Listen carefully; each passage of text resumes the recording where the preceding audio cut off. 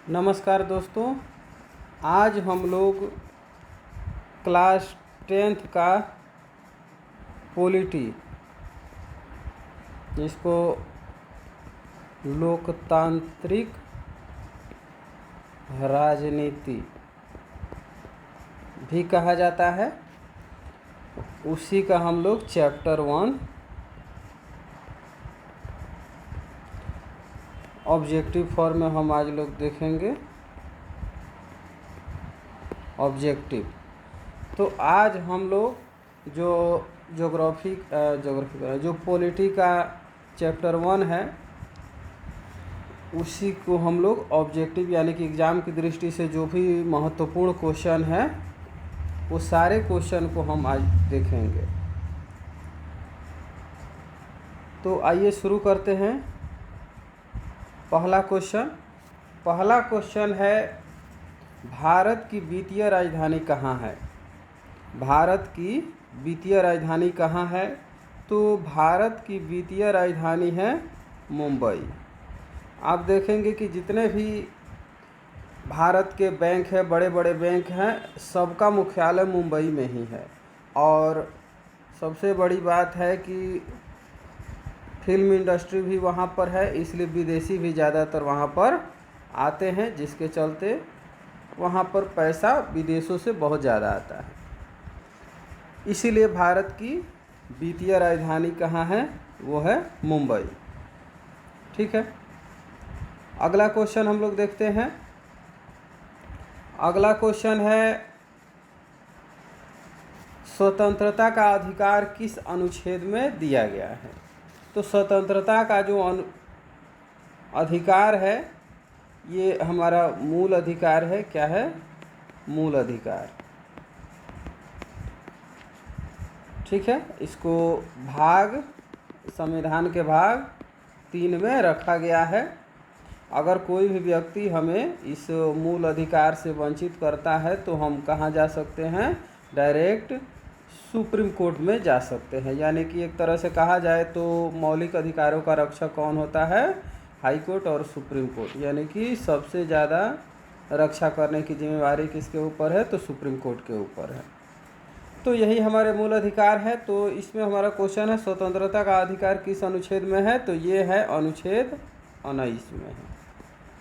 यानी कि हम क्या हैं? स्वतंत्र हैं, कहीं भी घूम सकते हैं, कहीं भी पे जाके भाषण दे सकते हैं, रह सकते हैं, कोई भी पेशा अपना सकते हैं।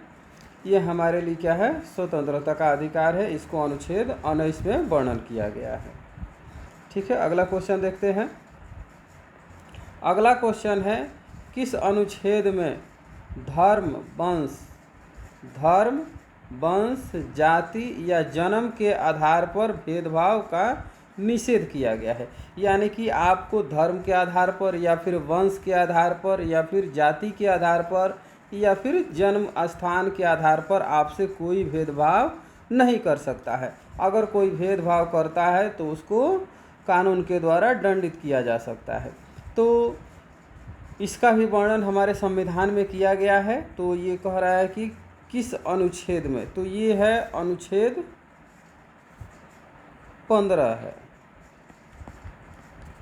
ये अनुच्छेद 15 में इसका वर्णन किया गया है कि धर्म, वंश, जाति, जन्म स्थान के आधार पर आपसे कोई भेदभाव नहीं कर सकता है। अगला क्वेश्चन देखते हैं।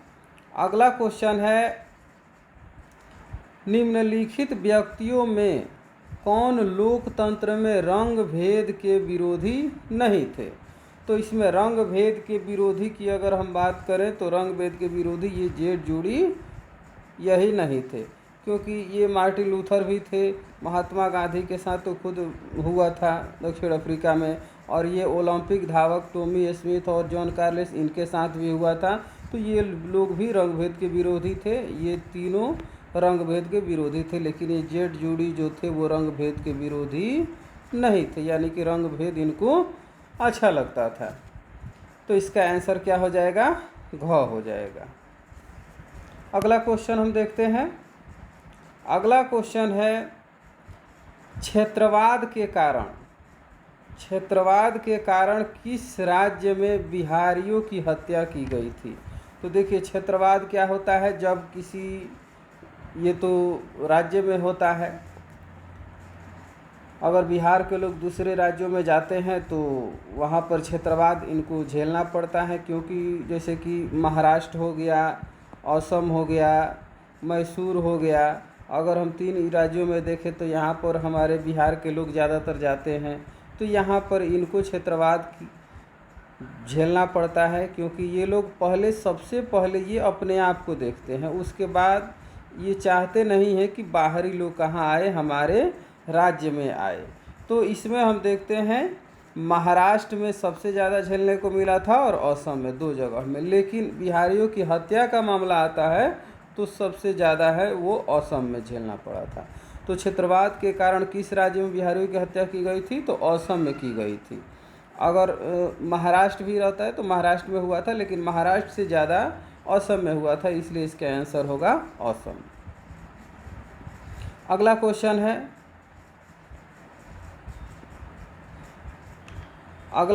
है, पढ़ने गए भारतीय छात्रों को किस देश में हिंसा का शिकार होना पड़ा। अभी हमने देखा था कि क्षेत्रवाद के आधार पर किस राज्य में, यहाँ पर हम देख रहे हैं कि किस देश में। तो हमारे देश के बच्चे जो हैं वो अलग अलग देशों में जाते हैं पढ़ने के लिए। तो इसमें सबसे ज़्यादा जो हिंसा का शिकार हुए थे वो ऑस्ट्रेलिया में हुए थे। भारतीय छात्र ऑस्ट्रेलिया में गए थे, वहाँ पर इनको हिंसा का शिकार होना पड़ा, तो इसका आंसर होगा ऑस्ट्रेलिया। अगला क्वेश्चन देखते हैं। अगला क्वेश्चन है, किस आयोग की सिफारिश पर पिछड़े वर्ग के लिए आरक्षण की व्यवस्था लागू हो पाई। पिछड़े वर्ग अर्थात ओबीसी वर्ग। अभी तो बिहार में BC1 हो गया है और BC2 हो गया है, ठीक है। तो किस आयोग की सिफारिश पर पिछड़े वर्ग के आरक्षण की व्यवस्था की गई, तो वो था मंडल आयोग, ठीक है। मंडल आयोग सबसे पहले काका कालेलकर ने इसकी जानकारी दी थी कि व्यवस्था होना चाहिए, लेकिन इसकी सिफारिश पर नहीं हो पाया। फिर मंडल आयोग का गठन किया गया और इसी के सिफारिश पर OBC आरक्षण दिया गया। अगला क्वेश्चन देखते हैं। अगला क्वेश्चन है, आधुनिक दशक के वर्षों में राजनीति का पलड़ा बिहार में किस पक्ष में झुकता दिखाई दे रहा है। किस पक्ष में झुकता दिखाई दे रहा है। तो अभी आधुनिक दशक में सबसे ज़्यादा जो पलड़ा वो झुका हुआ है किसके तरफ, तो दलित और महादलित के तरफ झुका हुआ है। अगर हम 70 की बात करें तो उस समय सवर्णों की ओर झुका हुआ था। अगर 90 की बात करें तो पिछड़े यानी कि सवर्णों और मध्यम वर्ग में तो पिछड़े वर्ग आते हैं, इन दोनों पर टिका हुआ था। लेकिन 90 से बाद में हम देखते हैं पिछड़े वर्गों पर था, और वर्तमान में हम देखते हैं कि दलित और महादलित के ऊपर निर्भर है। यानी कि कोई भी पार्टियां चाहती है कि इनको क्या करें, अपनी तरफ कर लें, तो जीत जो है बहुत आसान हो जाता है। तो राजनीतिक में देखा जाए तो अभी दलित और महादलितों की पलड़ा भारी है, इन्हीं की तरफ झुकता हुआ दिखाई दे रहा है। अगला क्वेश्चन है, वंशानुगत पेशों पर आधारित सामुदायिक व्यवस्था को क्या कहा जाता है। तो वंशानुगत पेशों पर आधारित जो सामुदायिक व्यवस्था है उसको कहा जाता है जाति। यानी कि वंश पर आधारित जब पेशा होने लगती है और वही पेशा जो है 1-2 पीढ़ी तक चलने लगती है, तो समुदाय जो है वो क्या कहता है, उसको जाति का नाम दे देता है, ठीक है। तो वंशानुगत पेशों पर आधारित सामुदायिक व्यवस्था को क्या कहते हैं, जाति कहा जाता है। अगला क्वेश्चन देखते हैं। अगला क्वेश्चन है, ग्रामीण क्षेत्रों में गरीबी रेखा से नीचे, ग्रामीण क्षेत्रों में गरीबी रेखा से नीचे जीवन यापन करने वाले सबसे ज़्यादा प्रतिशत किस जाति समुदाय का है। यानी कि गाँव में जो गरीबी रेखा से नीचे रहते हैं उनमें सबसे ज़्यादा रहने वाले लोगों की संख्या किस जाति की है। तो इसमें देखा जाए तो सबसे ज़्यादा है अनुसूचित जनजाति। ये है अनुसूचित जनजाति। अनुसूचित जनजाति की संख्या जो है बहुत ज़्यादा है जो ग्रामीण क्षेत्रों में गरीबी रेखा से नीचे रहती है। अगला क्वेश्चन देखते हैं। अगला क्वेश्चन है, किसने कहा था कि धर्म को राजनीति से अलग नहीं किया जा सकता? धर्म को राजनीति से अलग नहीं किया जा सकता है, यह कथन किसका है? तो यह कथन है महात्मा गांधी का। यह कथन किसका है? यह कथन है महात्मा गांधी का। महात्मा गांधी ने ही कहा था कि धर्म को राजनीति से अलग नहीं किया जा सकता है, यानी कि जब भी राजनीति की बात होगी उसमें कहीं ना कहीं धर्म का मुद्दा आ ही जाता है। तो चाह करके भी धर्म को राजनीति से अलग नहीं किया जा सकता है। ठीक है, अगला क्वेश्चन देखते हैं। अगला क्वेश्चन है, धर्मनिरपेक्षता अर्थात कोई भी धर्म मानने की स्वतंत्रता है, तो इसका वर्णन कहाँ किया गया है? धर्मनिरपेक्षता का वर्णन कहाँ किया गया है? धार्मिक ग्रंथों में, वेदों में, संविधान में, इनमें से कोई नहीं। तो इसका आंसर होगा संविधान में। धर्मनिरपेक्षता का वर्णन कहाँ किया गया है? संविधान में किया गया है। ठीक है, अगला क्वेश्चन देखते हैं। अगला क्वेश्चन है, जाति पर आधारित विभाजन किस देश में है? जाति पर आधारित विभाजन यानी कि जाति के आधार पर विभाजन किस देश में है? तो ये हमारे ही देश में है, ये भारत में है। जाति पर आधारित विभाजन किस देश में है? तो भारत में है। ऐसा दूसरे जगह कहीं देखने को नहीं मिलता है। अगला क्वेश्चन देखते हैं। अगला क्वेश्चन है, कृषि कार्य क्षेत्र में महिलाओं की कुल भागीदारी कितना प्रतिशत है?